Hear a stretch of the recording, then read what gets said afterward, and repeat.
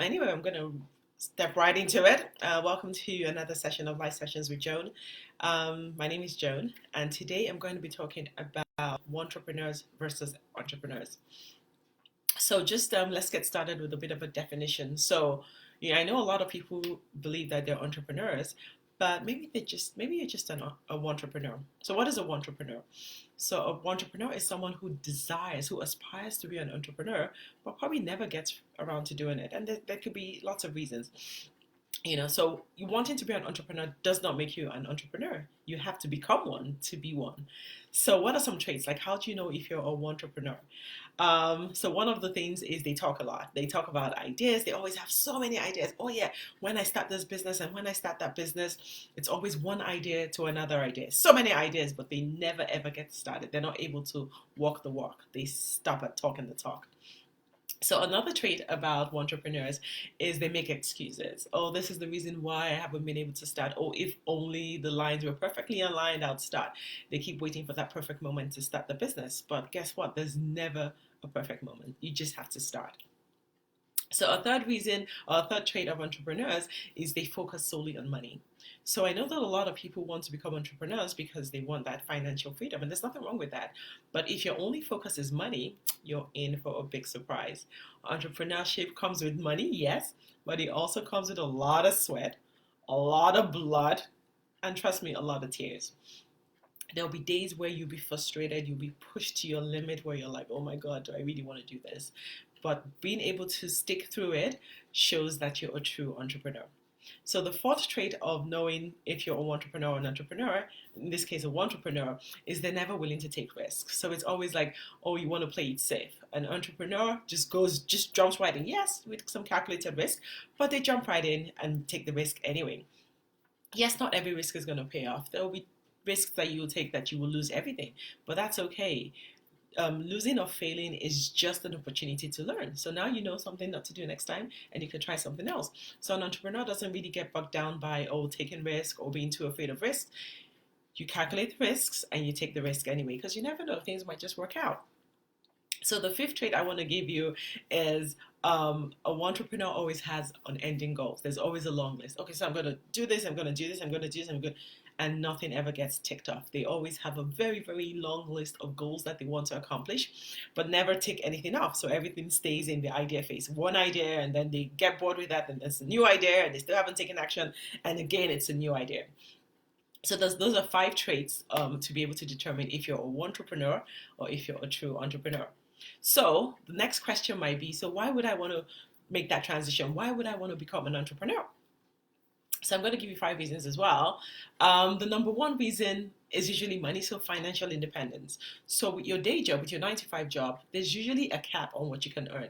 So yes, some companies will give you bonuses, or some jobs you get commission. But largely there's a limit, there's a cap to how much you can earn.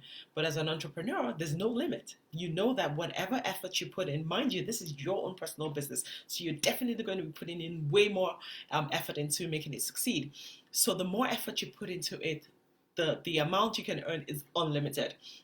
So if you're ever looking for that real, true financial freedom, then entrepreneurship is one of the good reasons why you should dive right in, because you determine how much money you're going to earn at the end of the day. The second reason is being your own boss.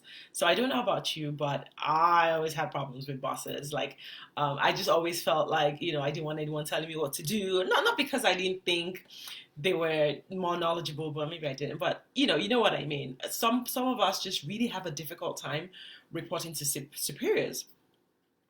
So as an entrepreneur, you get to be your own boss. You get to make decisions about what your business and how you want your business to go. You get to dictate the time you want to come to work, the number of hours you want to work.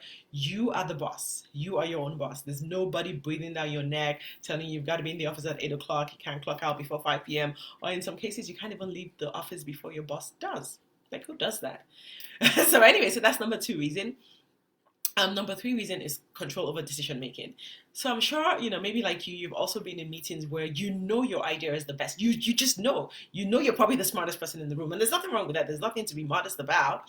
But because you have bosses and the buck does not stop at your table, your idea doesn't really get far. And that's very frustrating. because you just know, and then they take another decision and find out later that maybe you were right, and then it's just demotivating because next time you're just going to be quiet. So as an entrepreneur, guess what? You get to make all the decisions. Yeah, within reason, you have a team that you work with, but at the end of the day, a large portion of the decision making is yours. The fourth one I'm going to talk about it is you select your own team. So with most jobs and with most businesses, you get to work with a team, and with a job, most times you get thrown into a team. Like you can't really pick and choose who you work with unless you're like a senior leader. But even at that, you still have your peers that you have to work with, whether you like it or not.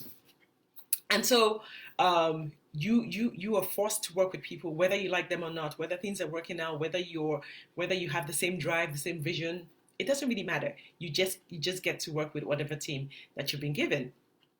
So again, if you have any questions or you have any comments or you have anything that you want to say about entrepreneurship or wantrepreneur, please leave it in the comments and I will respond as we go along. I'm just going to turn my laptop a little bit so I can see, make sure I get all your comments in.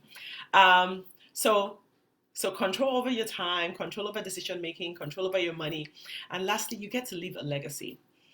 No matter how much you're passionate about somebody else's business, it's not yours. Like at the end of the day, it's not going to be written, oh, he was the best employee at XYZ company.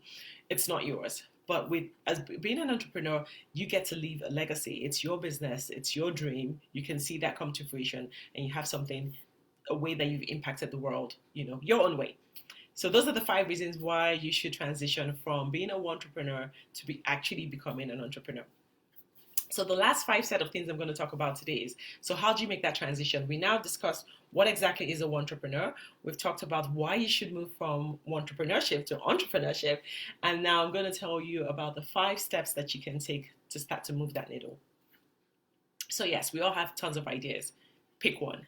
So that's the first step. Just pick one. Like there's no shortage of ideas out there, and you might have 10 different ideas that are fantastic. Yeah, 10 of them might be extremely successful, but just pick one and go with it. Again, just make sure that it's something that you're going to be able to work 80 hours or more on, because in the early days of entrepreneurship, it's hard. You're going to be putting in over time.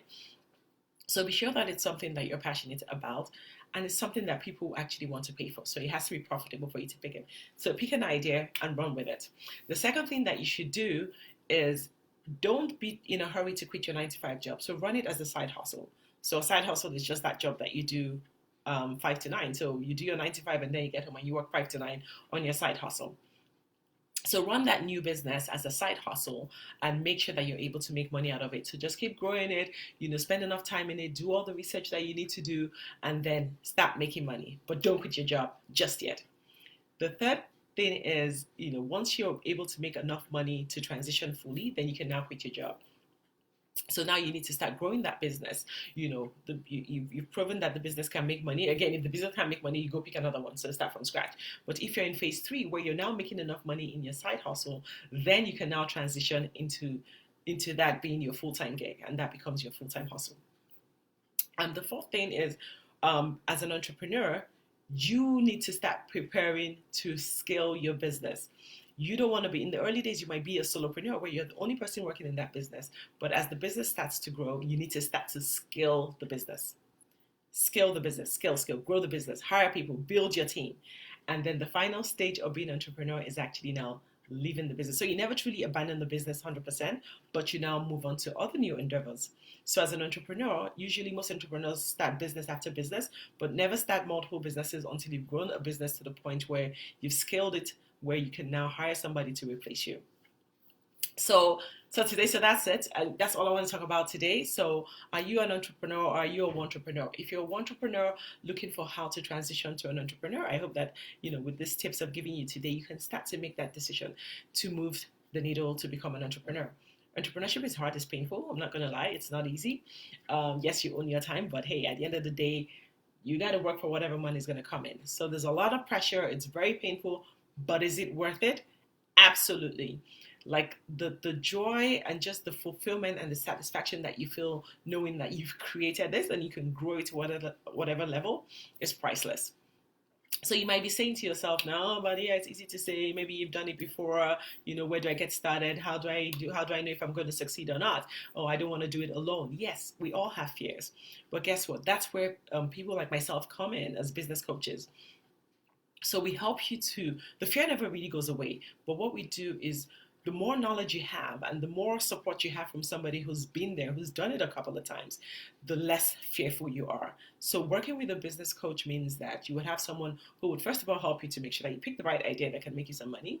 Will come up with the steps with you of all the action and items that you need to do to get you to where you want to get to from point A to point B, and walk with you side by side so that you're never ever alone. You know, we all want to set up that business. We all want to leave a legacy. We all want to have financial freedom and time freedom. But there's an easy way to do it. The difficult way it will be to go at it alone, to try and figure this whole thing out on your own, and do all the sweating, all the bleeding. You're still going to sweat and bleed even if you're working with a coach.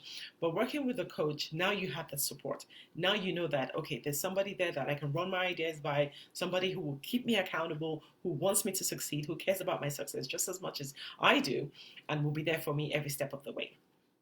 So make that change this year, 2020. I know a lot of people every year they say, oh, next year is going to be the year. You've been sitting on this fantastic, phenomenal idea year after year.